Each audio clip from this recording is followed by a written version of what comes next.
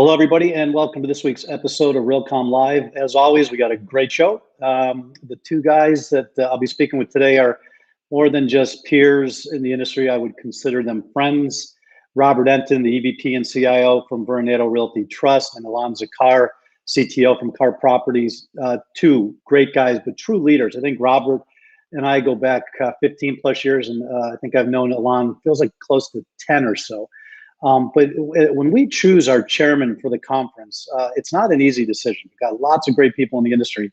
But what we do is we look for people who are always consistently out in front of the pack, not waiting for things to happen, but making things happen.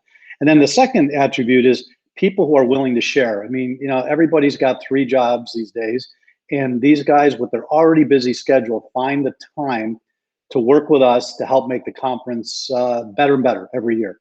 So with that, why don't we bring in Robert and Ilan, and let's get our conversation started. Hey, gentlemen, how are you? Good. How are you? Hi. Good. So Robert, is it about right, 15, 20 years? Yeah, I hate to say it, but it's probably 15 plus years, yes. Oh my gosh. Yeah, I would love to find a picture of the two of us 15 years ago. I'm sure we look exactly the same. Oh, I'm sure. No gray hair, wrinkles not there, right? Ilan, am I right around 10? Does that feel right? Yeah, around 10. I was digging through some old emails the other day, and I was finding emails actually with Howard for Realcomm back in I would say 2005, 2006. So wow. really go back. 15, yeah, 15. Yeah, you're the same way. Well, and I don't know, I think I mentioned this last week as well, now being in this career for 25 plus years, the good news is what we do, it's not a job, right? And it is truly a career, and you got relationships like this going way back. It's kind of fun to be on the journey together, right?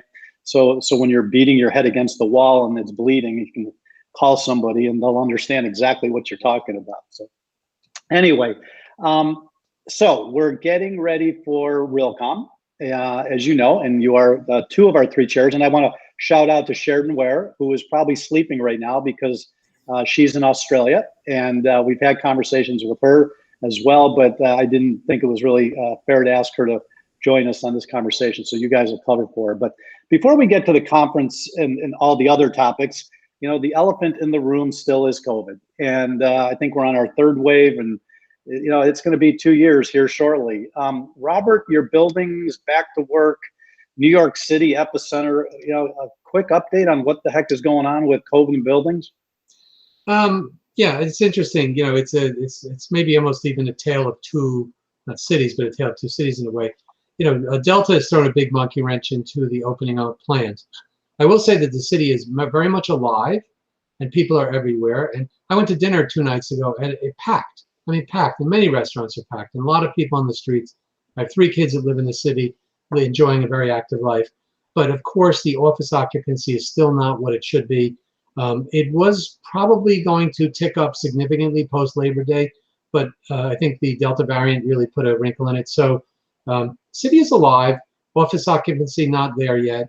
We're all waiting, and I think it's probably going to be another bunch of months. We'll see what happens with the Delta variant, but yeah, then there's going to be a fair amount of space that needs to be absorbed because there's a certain number of people left the city. But as you know, the tech companies alone are absorbing space inside New York City at an amazing rate. Facebook alone probably leased over 1 million square feet last year, at least 750,000 feet with us alone, and we have them in other buildings. And you've got Google, Amazon, Apple, Facebook. They are all eating up space in New York City. But interesting. It's the city has gone through a number of these cycles where people were portending gloom and doom, and there's only one New York City. All right, it comes and goes. Ilan, how about you? What are you seeing in your neck of the woods and in your properties? So city's also packed. A lot of people, restaurants are full inside and outside. But like Robert said, our buildings are still not at capacity. We're seeing that we had a nice peak that we saw before Delta, but once Delta hit, we saw a big drop in the numbers. And where before people were saying that companies were saying that they would be coming back sometime in September, right after Labor Day. Now we're seeing that they're saying towards the end of October or maybe even now some of them are saying we're not going to take the chance for the new variant. We're just going to project it all the way into January. Right. Yeah, it's funny how that goalpost moves, right? It was, 4th of July, get some people back, and then it was Labor Day, then it was October, November, and we are starting to hear, January. And now, and it's what's interesting to me is I'm more of as much of a social historian as I am a technologist. It is interesting that the restaurants are filled, the ballparks are filled, but the offices aren't. And so I think I think we all know there is something else going on here. And this digital transformation, mobile worker, work from anywhere movement was already underway. The office Q Farm was morphing to more of an amenity-filled meeting place for collaboration. And I think when we do come back, finally, I think you're going to see resistance from employees and bigger changes coming for office footprints. Any thoughts on that, Robert? I mean, you're in the epicenter of, New York City. What are you hearing? What are you seeing? Yeah. Well, first comment, it's interesting you point out that the restaurants, the U.S. Open Stadium, the football stadiums are all full. And because it is largely right now an unvaccinated issue. The vaccines have done wonders, and I think all the vaccinated people are largely going about living their lives reasonably normally, right? So with respect to the office, I think probably out of an abundance of caution, many of the corporations are continuing to give optionality. But having said that, particular comment to your thought, I think that it's hard to make a final judgment where the workplace ends when you have a public health crisis amidst all of us, because we're all very worried about sickness. I think when that's all gone, we'll see what normalcy is. I do think you're going to see, for sure, you're going to see more hybrid situations. But I think that those who are portending that the office footprints will be drastically reduced, I don't think that's correct. I do think that most of the feedback I see and hear, give validation to the fact that culture, human interaction is hugely important, and you just don't get that. Work from home remotely on a full-time basis, I just think is so flat and stale. I don't think that's going to survive. I think you're going to have a lot of in-person, and I think you're going to have a lot of optionality. And I think you're going to see a whole new generation of immersive technologies that bring the outside world into that office. So it's almost ubiquitous. Is Ilan sitting next to me, or is he digitally sitting next to me? And I've started to see some stuff come about that, it's literally been around for 20 years, but it's getting more and more interesting every day. Which we largely almost have today. I mean, today the pivot to work from home as a result of the better bandwidth and better video technology has made the pivot pretty, I don't want to say easy, but it certainly made a lot easier. If this was 20 years ago, this would have been massively different. Massively different. And what else is interesting is when you take the mathematics of increased productivity because of no commutes, call it 2 hours a day times 5 days, 10 hours, counterbalanced against, the lack of productivity because of no in-person collaboration. How does that balance out in the end?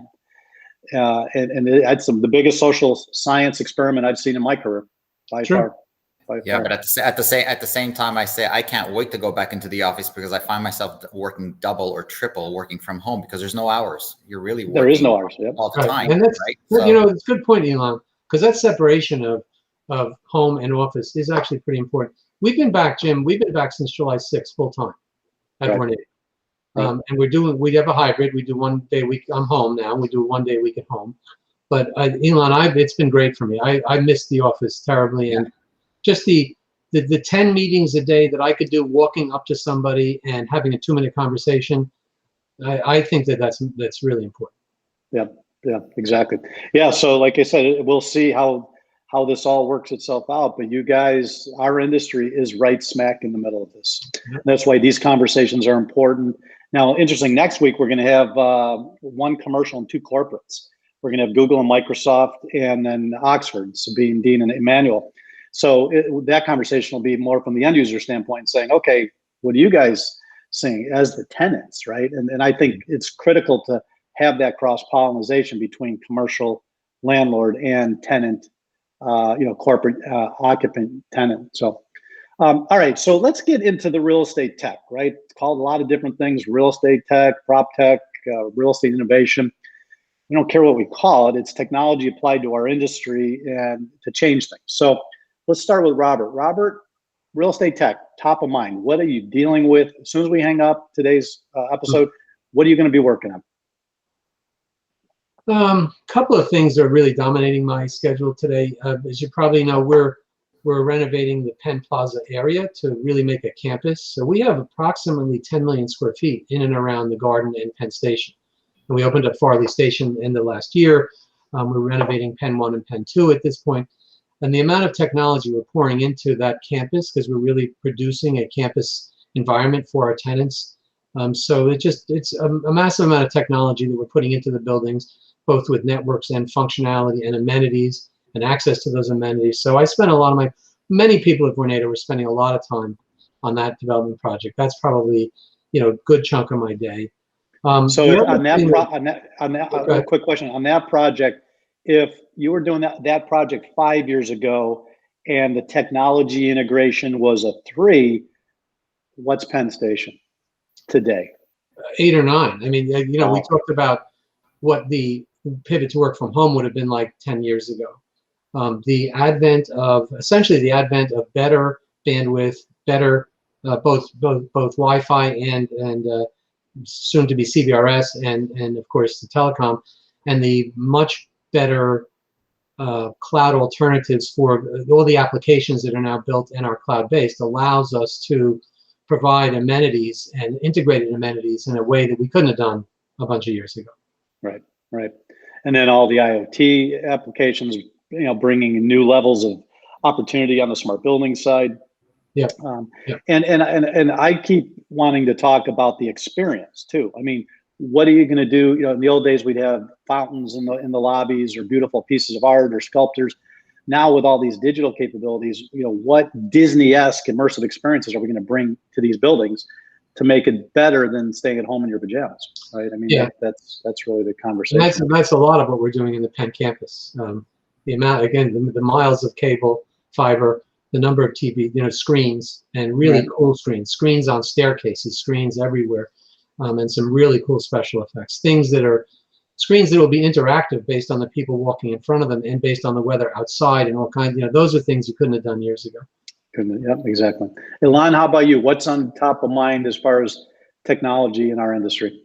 So we're dealing mainly with from the analytics side of it. But for us, it's not so much. We've been working 2.5 years already on the analytics side of it. But for us, it's the integration piece of it. We're finding that we're integrating into a lot of different systems, and we have to standardize and normalize our data. And as much as everyone is telling you that they have an API and an SDK and a direct link into the data, it never really is. We end up having to build a lot of it on ourselves because they want to share and they open up what the vendors really want you to have, but not necessarily what you really need. So getting all of that in place, but then understanding how do you take all of that data and layer it one on top of another. I always compare our analytics to almost like blood pressure. You have your systolic and you have your diastolic, and one can be in the green and the other one can be in the green, but the delta number between them is bad, and now something is bad or wrong within that specific area or within those systems. So also understanding how do you layer that information on top of one another, and then being able to actually make it actionable and automate again around it. Right. And we talked a little bit about this in prep for the call, this whole integration of building technologies into a cohesive network, much like an enterprise network that we all grew up with. It's been around for 10, 15 years, but it seems to be getting more and more dialogue. Although I will tell you, there are brand new projects that I'm introduced to daily, not a conversation. So even though we're making progress, and guys like you and others, are certainly embracing this, there's a good chunk of the industry who still, when you say building network, data integration, they kind of look at you kind of strange. Yeah. And the new developments are easy, right? Because the new developments already come with brand new equipment, brand new hardware. There you have to fight with the vendor on how much access you get and how much access they don't get, because they're used to just having all the access. So we have to fight with them. But it's on the older buildings that we're looking at, but that's the majority of our portfolio, where you're looking in and you say, how do we take these older systems and how do we make them smart now? Or what can we attach to it that will give us better outlook? And we're looking at that on our HVAC systems. We're looking at our elevators. We're looking at systems that are fairly old, and what kind of devices can you attach them today to at least get the data and the information? And we're learning that what we thought the information was right, that we thought if we put an air handler in a specific location, it's going to blow specific things to a specific area. We're realizing now that we put these sensors in there that they're not doing what we're actually expecting them to do. So it's an education piece. Yeah, it's the first inning. Well, not maybe the third inning, you know. Yeah. But imagine the people who haven't been up to bat yet. What they're up, you know, you've learned a lot. So, guys, some of it depends on scale, Jim. You know, we're fortunate to have such a dense New York City portfolio. So, you know, our wide area network across our buildings has been at least a gigabit. Every building is a gigabit path, redundant paths, all firewalled, all VPN access only, with lots of network segmentation. But Ilan, I couldn't agree more. Each segment, you know, whether it's the elevators or the turnstiles, the facial recognition, it's constant upgrading of the systems that, you know, building new, you're right, it helps a lot. But, you know, we renovate all the time and putting in modern systems as you go. You know, you need the network infrastructure, and then, you know, components show up as you do your upgrades. So guys, we're going to take a quick break. Then when we come back, we're going to talk about your roles as CIO, as our chairman, and what you hope to see at Realcomm 2021. So we'll be right back. Why are the technologies that are supposed to make your life simple such a burden to maintain? Next World is different. It's a complete suite of enterprise solutions built on a no-code development platform. The same platform that is used to build and extend applications to fit your business. From customizations that merge seamlessly with future upgrades, to applications that automatically enhance with the latest features and functionality you rely on. Next World simplifies your IT landscape without disrupting your business.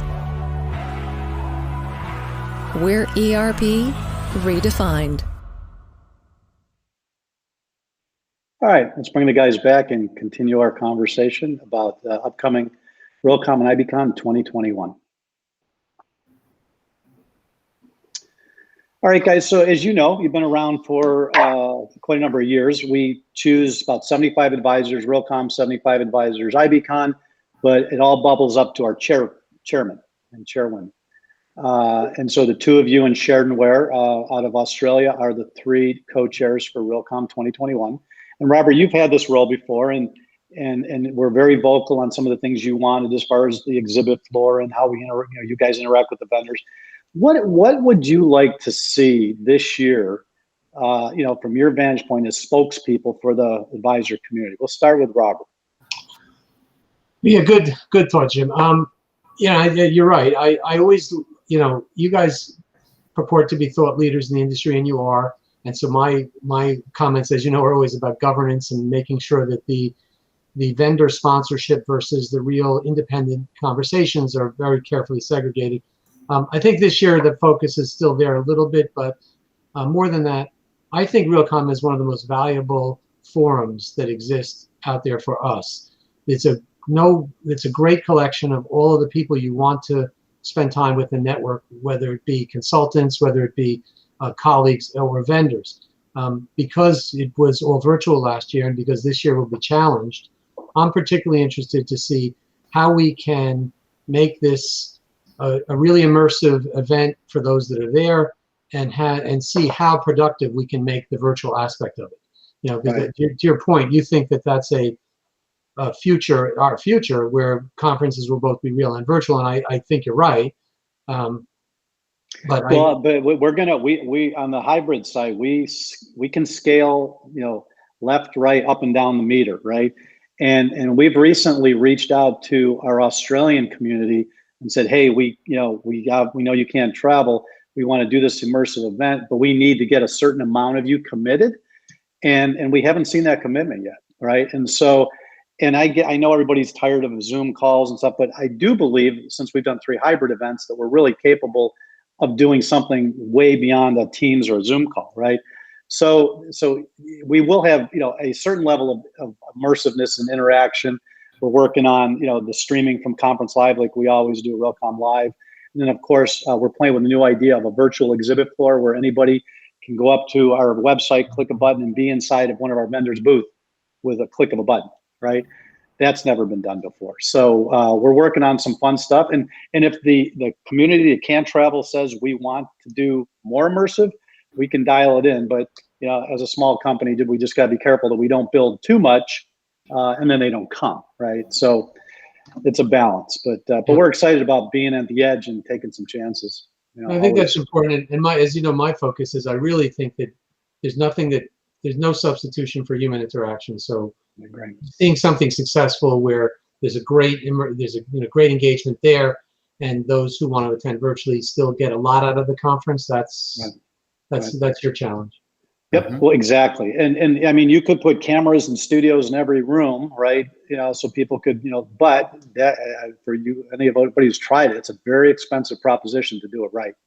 And the last thing you want to do is do it and then 3 people log in. So there's a balance, and we're honest, we're transparent. We tell people exactly what we're thinking. We get the feedback, and then we build upon that relationship. So, Ilan, how about you? What would you like to see, conversationally brought to the conference this year? So I think this is, bringing it together. With what Robert said is also the conversation that I usually have with the other CIOs that are within the come to the conference itself, and be able to have those one-on-ones. Yeah, let's meet out for drink a little bit later. Let's go out. Let's go have some breakfast together and talk about the different, because our field now. I mean, there's so many companies that are out there today, and we're doing so many things. And I think that we have no problem sharing. I mean, at least from my perspective, Robert's perspective, and a lot of other CIOs, we have no problem sharing. And during the year, it's very difficult to get a hold of one another, or even then, we'll talk once a quarter, right? But having this event when you can actually sit down and you're also together for 3 days, and you can actually focus, right? And really focus on problems, issues. Even what are you doing? What can we help? How can we integrate together? How can we work? I mean, all of these things are really, really missing. And I think that this is what I would like to also see, even if you cannot attend, be able to have those, because we're dedicated for those 3 days and we're committing to those 3 days, that even if you're virtually, to commit to those 3 days, to be able to be available for these kind of conversations and roundtable discussions. Right. Ilan, you make a good point there. I've been at a number of virtual conferences, and the problem is exactly what you just stated. I won't stay there for 8 hours. I'll come in and go out because you're so distracted. But I have to put in a cheap plug, Jim, for this immersive engagement. Come Sunday and play a great round of golf with us at our golf. Exactly. Can't do that. You can do that virtually, but it's not too much fun. No, but we're gonna have it's a great course. We're gonna have a great outing. Well, and just to go to the strategy, we chose Arizona intentionally. It's going to be stunning weather that time of year. It's in the desert. It's got a health aura about it. Doors will be open. There will be booths, exhibit booths out on patios outside. We're taking all sorts of chances we would never have taken before to try to understand what going forward does the inside of a building look like. We're inside buildings for conferences. You guys have office buildings and retail. So we're going to try a whole bunch of different stuff. We got 6 vendors. We're hoping for 6 vendors, 4 maybe from Australia who can't come, that they're going to be brought into the exhibit floor virtual. So, and then we're going to move them around. If there's a party, we're going to move them to the party, right? These are all ideas we're thinking of. We're trying. Some will make it, some won't. But the future is indoors, outdoors, virtual, on-site. And it's a wild west, the Wild West right now.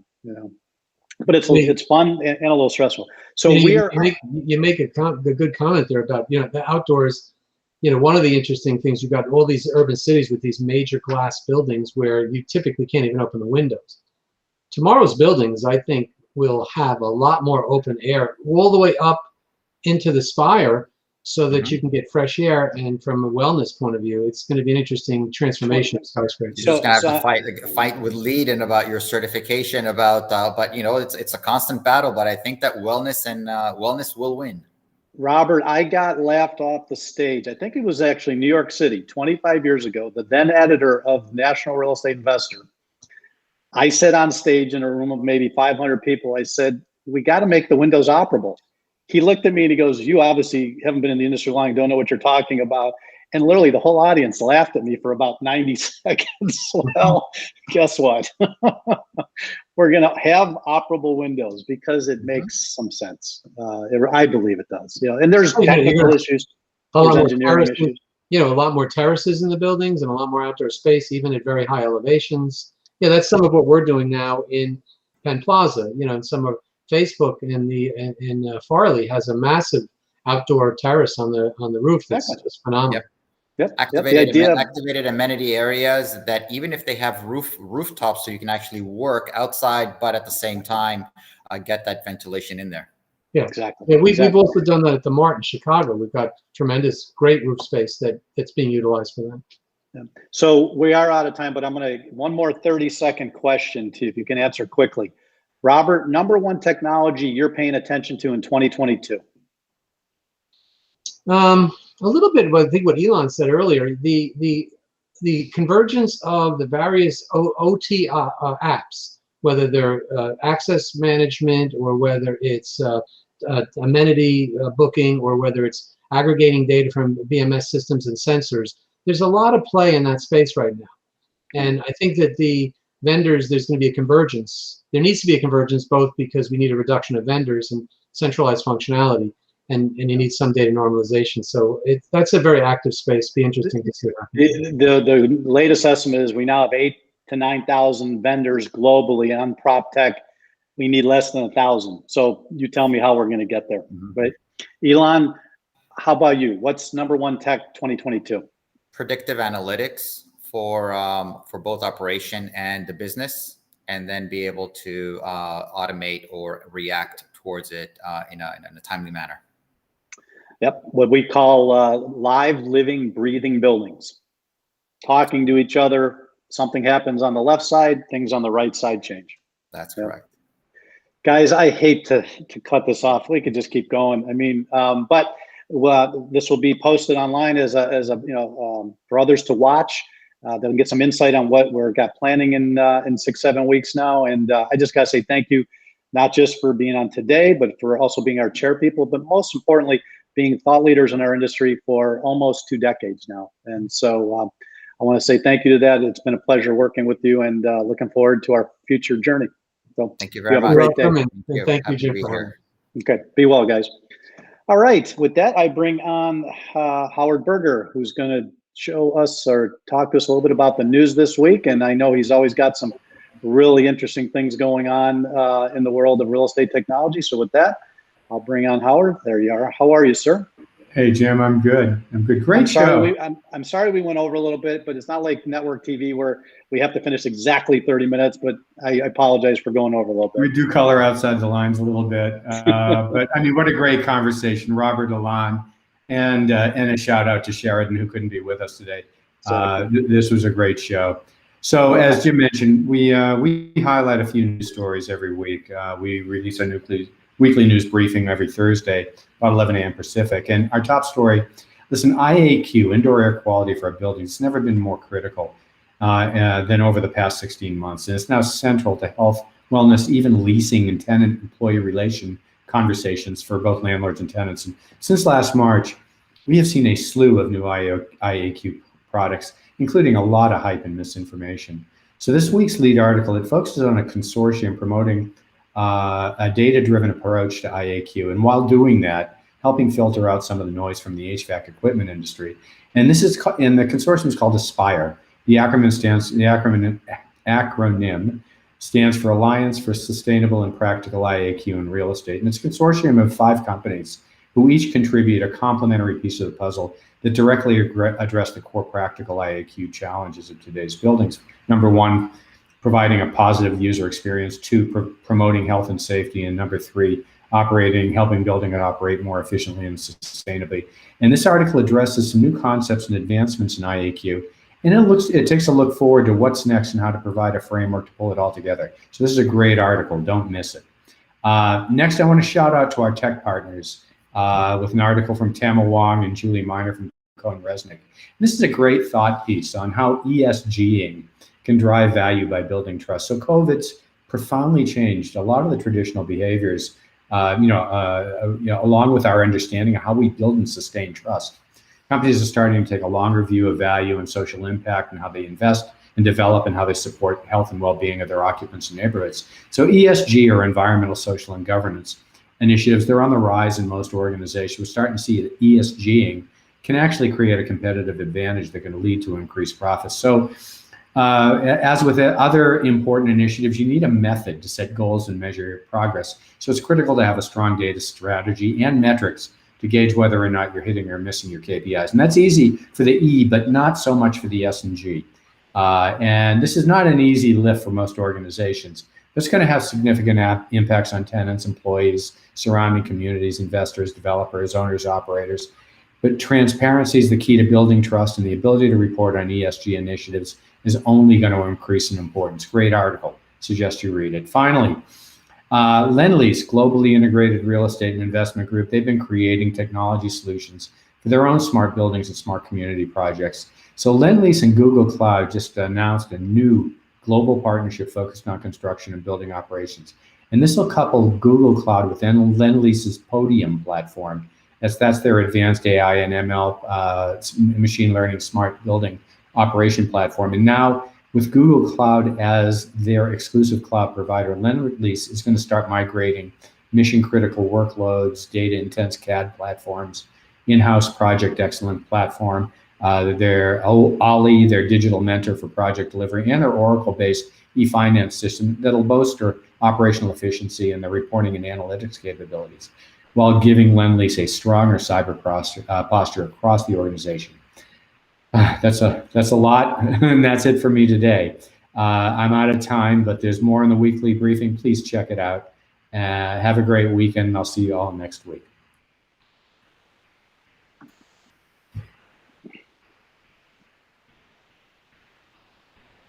All right, Howard, a great job. And, people, in a world of 140 characters, tweets and ADD, people, can read headlines, but you do such a great job at sifting through the mountains of bad stories, finding, 10 or so good ones, and then focusing on 3 on this Realcomm Live episode. So as always, thank you. Great job. And we will see you next week. Thanks, Jim. All right, so before I wrap and tell you about next week, we're going to hear from our final sponsor, and I will be back to you in 30 seconds or so. My name is Dwight Stewart. I'm the founder of Igor. Igor is helping make buildings smart, and it simplifies that process. What we do is we make a unified platform, so that really reduces the cost, so you don't have to have that end-to-end for each one. And now you start getting some extra benefits where you can see a sensor from one thing can be applied to take action somewhere else. We make it really simple. It's a single cable that is able to send power as well as data communication, and it can be installed by just about anyone. Igor is in 27 different countries, and we have been fortunate to be growing at 300% a year. All right, so a quick shout out to our sponsors. And just to let you know, next week, I mentioned a little bit earlier, a phenomenal show. Sabine Lamb from Google and Dean Hopkins from Oxford Properties and Emmanuel Daniel from Microsoft talking about the IBCon smart building side of our conference. So and also we're going to get a great perspective from 2 super tech heavyweights, Google and Microsoft, and then of course Oxford Properties, one of the most progressive, forward-thinking commercial operators in the country, or in North America, if not the world. So it's going to be a great show. And with that, I say goodbye for now, and we will see you next Friday on Realcomm Live. Be well.